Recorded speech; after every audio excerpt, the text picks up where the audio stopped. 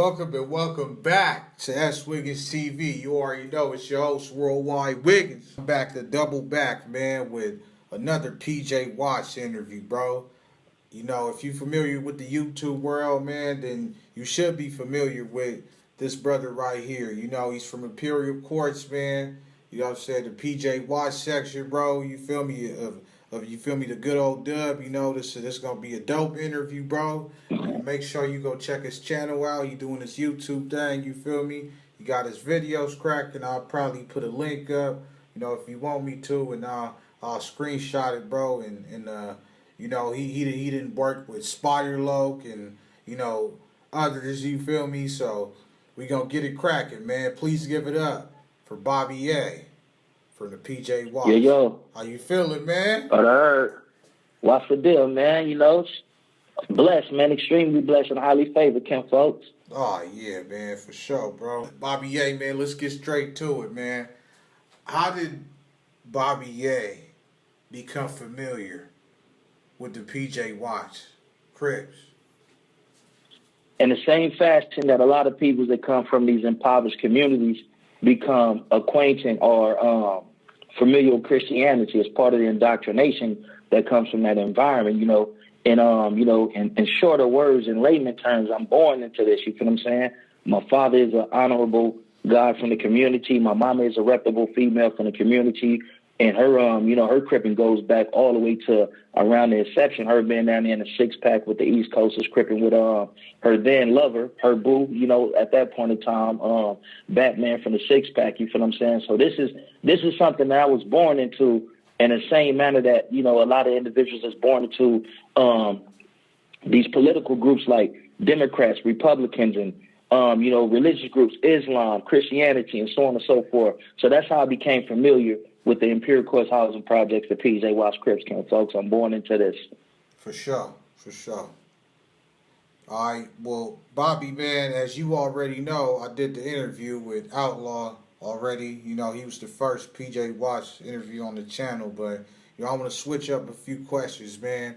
For those of the people out there that's not sure, you know, and not familiar with the PJ Watts Crips, as far as I know, they got different sections. You know, you got the funny side, the pill side, the island side, the bull side. Can you break down how these sections got these names? You know, way before my time, you know, when the labeling of the sides may even predate cripping. But let's just put that out there. It may predate cripping. The pillhead is named the pillhead because it was the ruthless side. It was the most brutal side that an individual could move to. The pillhead at one point in time was like the top dogs in the Imperial Courts housing projects because that's where a lot of the 3-bedroom, 4-bedroom, and 5-bedroom, the 3 and 4-bedroom family complexes is at. And you have families over there. So you probably have a family that got 6 boys, and, you know, the family down the street, they got 8 sons, 2 daughters, so on and so forth. So it was bigger family units on the Peel. And if you wasn't from the Peel, they didn't too much fancy you coming over there and, you know, trying to intermingle or walk to the different stores that's like the local watering holes in the community. The Bull side, is rumored that the Bull side allegedly, you know, what I was told is that the Bull side was named after my big cousin Bull. You know, Boogaloo from PJ Watts. But I had a conversation with my big cousin probably about a month ago, and he said that's a fallacy, that's not true. And he said if he had to explain why the Bull side is called the Bull side, because a lot of the older cats in the community was a certain part of the Bull side they used to chill at. And a drink that they used to drink, the alcoholic beverage that they used to consume was this brand that had a bull on it. So when you went down there, you seen empty bottles of this alcoholic beverage that had the bull on it. The funny side was named the funny side because, you know, with all the separation and the division that was going on in the community at this point in time and everybody trying to be the dominant side, the funny side kind of like stayed on their side, and it was a close-knitted group. They were probably the most unified because, you know, they were kind of like underdogs in the fight, you know what I mean? So they kind of, stuck together, and they was a little bougie, and they ain't really, intermingle with others in different sections of the projects. And then the island side, the island side was named, if I'm not mistaken, by the big homie Big Rebo, OG Rock, rest in peace, and the big homie Weasel Oak, rest in peace. And the story that was given to me is one night they was walking through the hood, they're coming across from the Bull side, about to crossover 114th Street onto the Quiet side, which was called at that point in time, and it was like raining, and it was flooded. And being that the honor side kind of looks a little isolated from the rest of the projects because it's partially surrounded by residential houses and whatnot, they said it looked like an island, so that's when the name stuck. The island is the youngest side in Imperial Courts housing projects, and that's the side that I'm from. I'm from the honor side. For sure. Oh, that's dope right there. That was a dope man. That was real history. All right. Now, I do a lot of Forgotten Hoods. I don't know how long you've been checking out my channel, man. I do Forgotten Hoods out there, man. Have you ever, what can you tell us about a specific Crip hood, man, called the Playground Watch Crips? Playground Watch Crip. I'm not familiar with that, Ken, folks. I'm not familiar with it. It sounds like something that may have originated or derived from out the Jordan Down housing projects, because I'm not familiar with any any group of that name coming out of Imperial Courts housing projects before we were officially PJ Watch Crip. Our projects has always been known as the PJs, Imperial Courts, the PJs. You know what I'm saying?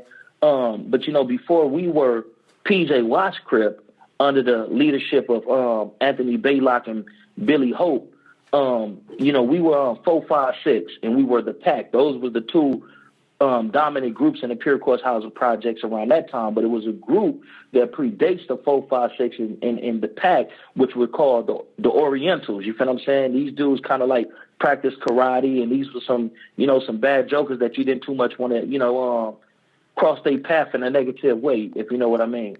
Oh, yeah, for sure. So, what about the Playboy Hoorahs? Oh, yeah, that's about the Jordan Downs, you feel what I'm saying? I think the Playboy Hoorahs may even predate Grape Street, you feel what I'm saying? That's a speculation. I'm not from Grape, I'm from PJs, you feel what I'm saying? But I'm familiar with the Playboy Hoorahs, the Eastside Kids. I believe also in the Jordan Downs, before they became Jordan Down Crip, you may had a faction of the Bishops that was somewhere over there in the Jordan Downs, kind of by the factory that was in a hood. You feel me? All right. But I can give you a hood that's I believe is no longer in existence. That was a Watch Crip hood. And that was a hood by the name of Hometown Watch Crip. Mm-hmm. I don't know if you're familiar with Hometown Watch Crip, but rest in peace to my big homie Earn Dog from Hometown Watch Crip. And I'm not talking about the Home Street Watch Crips in between 117, 118. I'm talking about the Hometown Watch Crips that was kind of like back towards over by the Jordan Downs and all that. You feel me? You mean like close to where the Beach Town Mafias is at?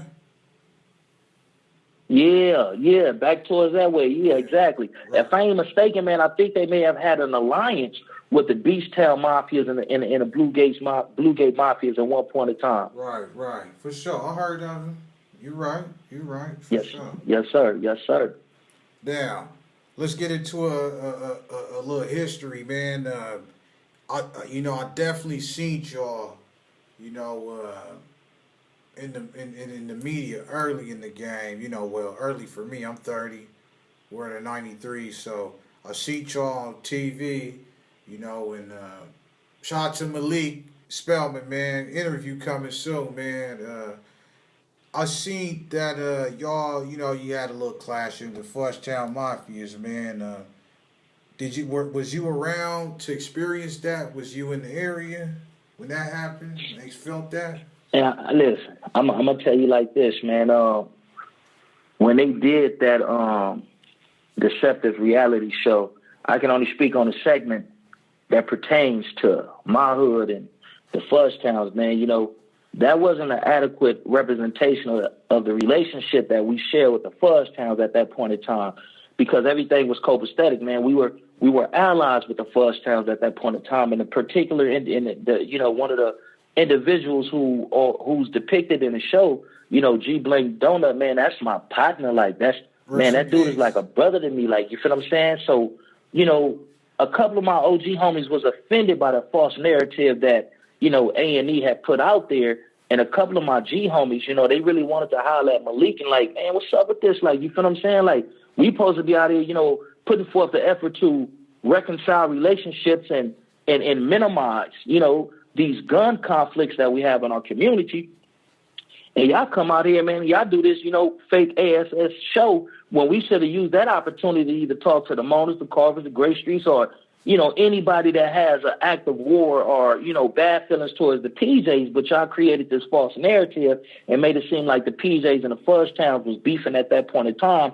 And that wasn't an adequate representation of that relationship then.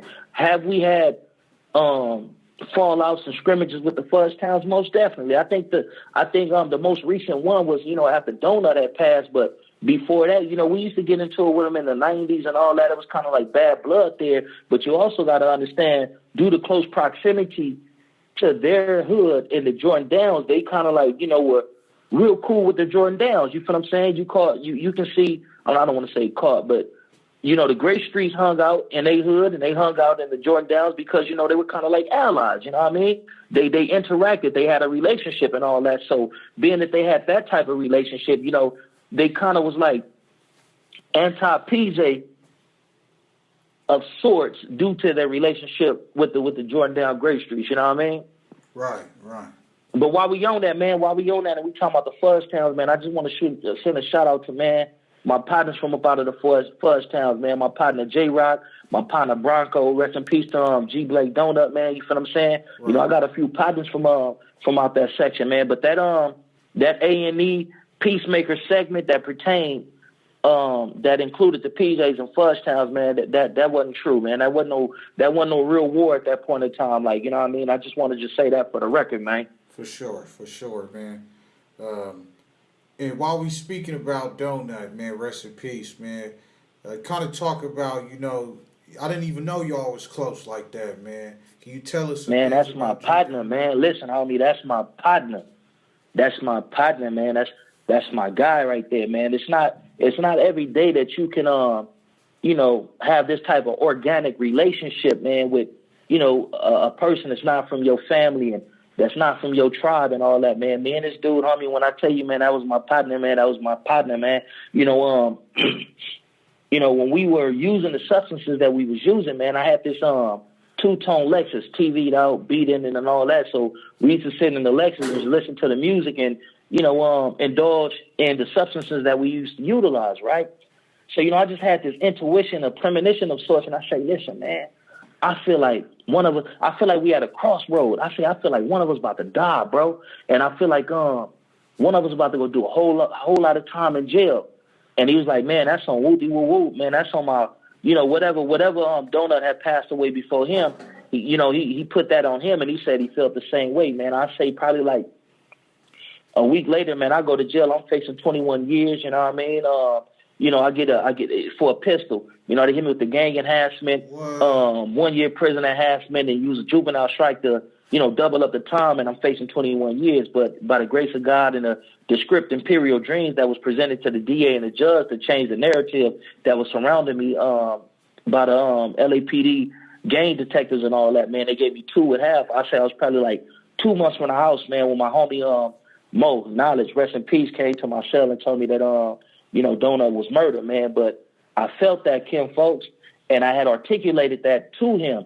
And I also told Donut, like, man, certain cats from my neighborhood that you hang with, man, these dudes really can't offer you no protection if someone did decide to, do something to you or whatnot, you know what I mean? And I told Donut, man, you should make your visits over here, not so frequent, man. Make them more seldom, man. Come get what you're going to get and get on because you already know the circumstances and what's going on with your name and whatnot, you know what I mean? Oh, that's heavy, man. That's heavy. Wow, man. That's, whew. Man, I hope y'all listening, man. Because some of us, we don't even have a homie to tell us, hey, man, I'm getting a certain vibe, man. You might need to do such and such, you know. But man, if you got somebody in your life, man, giving you warnings, man, you might need to take heed, bro. That's real talk, man. For sure, That's for sure. that's true. That's true.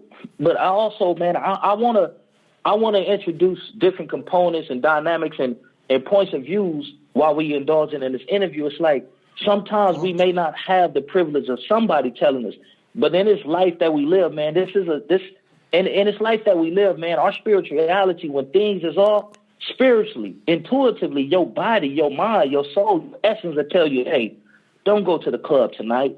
You'll get this you'll get this eerie feeling, and you may not know how to articulate it because a lot of us isn't accustomed to having these type of peculiar feelings and whatnot.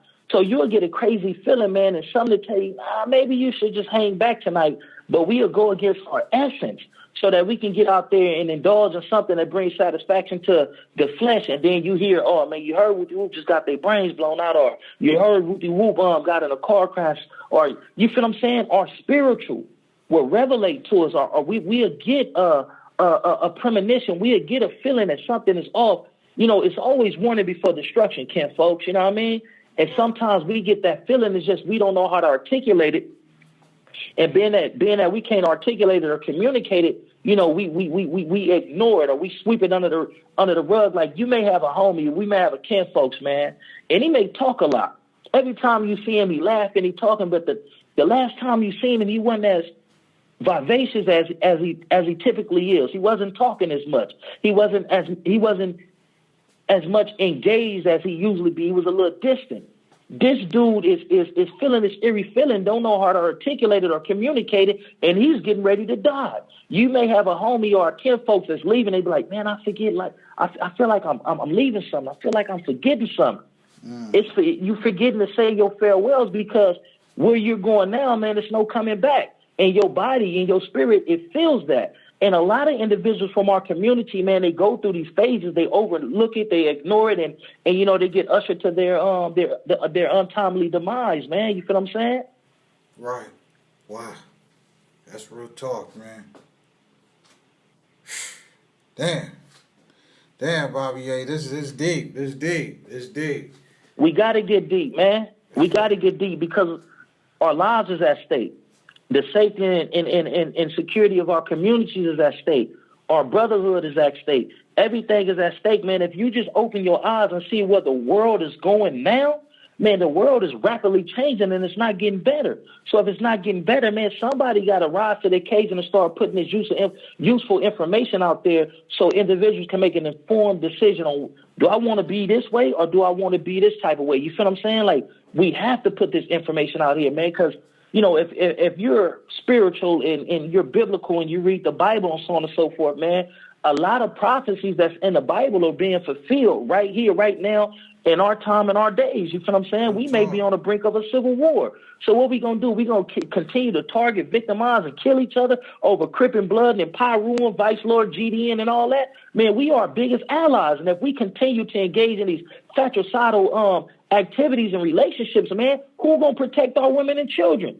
Who's going to stop these Aryans that's training right now in the woods, that's in the woods training, that's in these secluded areas training for war? Who's going to stop them from coming to Watts, Compton, South Central, and doing to us whatever they choose to?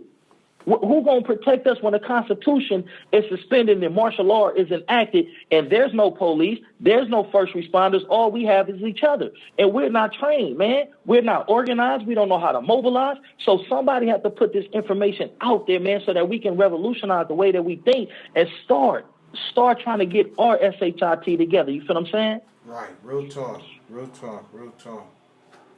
Man. That's real talk, man. Well, you know what? Let me ask you this, bro. What do you think it'll take to end or come to some kind of peaceful solution between the PJs, y'all, and the Mona Park Compton Cribs? One thing that I noticed, Ken, folks, is when the right people is at the table and the right amount of influence and the right amount of money is incorporated and present, you can have some positive results. And it's not about money, but if you just look at the society that we come from, especially in these destitute communities where everybody is impecunious and all this, right? A lot of these youngsters is going to follow who got the bag. So if somebody will level head from both sides and have influence and got a little bread, if they can come together and say, hey, man, enough is enough, then you may have action at that happening. But I can say this, a lot of my young homies, man, being that we lost somebody that we love so much, so deeply, and somebody that, has such an amazing, presence in our community, man, that one may be a tough one. I can say this, right? And this is just Bobby Yeye Jones speaking from me, right? This is my perception as an individual. I think you will have greater action at ending the hostilities and the war with the Gray Streets than you will with the Mona Parks at this moment in time. Because, the homie that was lost in that, man, we love that dude, man. Even to this day, man, to commemorate him and to honor him, man, some of the young homies be like, that's on Whoopty Whoop and that's on Whoopty Whoop and all that. You feel what I'm saying? Like, they took somebody that was dear to us, man. Somebody that was loved throughout the whole community, man, a solid dude that I done sat and had, intellectual and spiritual conversations with, you know what I mean? Wow. Man, I didn't see that one coming. Because my whole life, all I heard was Grapes and PJs is mortal enemies. They ain't gonna never get along. So to hear that. But we have, though, in 1992, from 1992 to about 2003, we wasn't having a full-fledged all-out war. There were certain scrimmages to where they'd do some rock throwing. This is what I'm going to call it. And then we'll go back and we'll do some rock throwing. They may catch, some of our camp folks on that side or, outside the projects, and they may lay the hands on them. And then we'll reciprocate. We'll return the love. We'll return the favor. But we didn't go back into full-fledged WAR until probably about 2003, 2004. So it was a time to where, we were on cordial terms, Ken folks, and a lot of the level-headed older cats from out both developments and whatnot, when certain situations would manifest, like I had a situation with a dude named Potter from out the Jordan Downs. We had a football game between the Insanes and 20s on one team and my big homies, right? We had a football game. Before the football game started, I fought one of my influential homies. I don't know if you want his name said, and I don't want to create no controversy and all that. But I fight one of my homies, and we probably go about 5 rounds, bro. We out there fighting like championship heavyweight boxers. We go like 5 rounds, right? I messed up my hand, so we were on cordial terms with the Jordan Downs. So the Jordan Downs, in a nigga sense, come and we playing football against the Insanes and 20s. So the Cat Potter, he see me. And he hollered at one of his homies, and I'm knowing, like, all these dudes, man, they keep turning around looking at me like, man, what's the deal with all this and all that, like, right? So finally they come over, they holler at one of my older homies, and the older homie, motioned me over. He was like, hey, man, he say he want to get down, man. I'm like, man, I can't fight. Like, I'm out of commission. Like, my hand, like, it's all bad. So we got a cat from out the Imperial Courts named PJ 60 Quan. He's from Rolling 60s, but he been in Imperial Courts for so long that he basically from the hood. So Quan step up like, man, I'll fight him. Man, I'll do this and do that and all that. We can get down. So Potter like, no, man, I don't want to fight you. I want to fight him. But that didn't sit right with me, right? So I said, man, when I see this dude, man, I'm owning. As soon as I heal up, I'm owning. Whether it's this or whether it's that, like, I'm owning.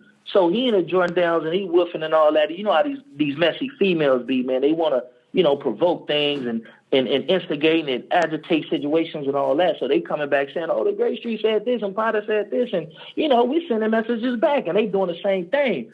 So we get to my big homie Snipe and rest in peace to Big D from Gray Street. So to keep it from going potentially to, us exchanging shots and all that, man, what they had decided to do was take me to the Jordan Downs, and I was going to go to the Jordan Downs and get down with it. But it's me and Snipe jumping in an expedition and go over there so I can, put these things on Potter and all this and all that, right? Big D pull up like, man, that little dude don't want to fight, man. It's over with, man. Tell your little homie, man, don't trip and, don't be sending no more words back. I already talked to him and talked to the homies, man. That situation is over with. Like, you feel what I'm saying?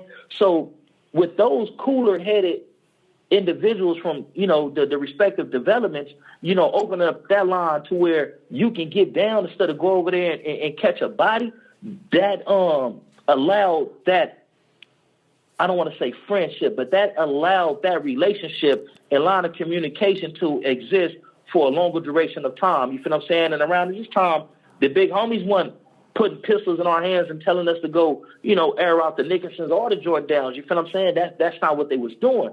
So, we had a time to where we was cool, man, and I believe if it happened once, man, it can happen again. Because you got to understand, man, in 1992, that's shortly coming up out of the 80s, man. In the 80s, man, we had seen drastic levels of gang-related homicides. I feel like back in those days, it was more homicides then than it is now. You had dudes that was really, really on that crib tip and that blood tip then than they is now. So and back then they didn't have as many resources as these individuals and these community coalitions and nonprofits have right now today. So if they was able to do it back then when a homicide was the homicide rate was so high and gangbanging was so real, man, anything can be done at this age and time. You feel me?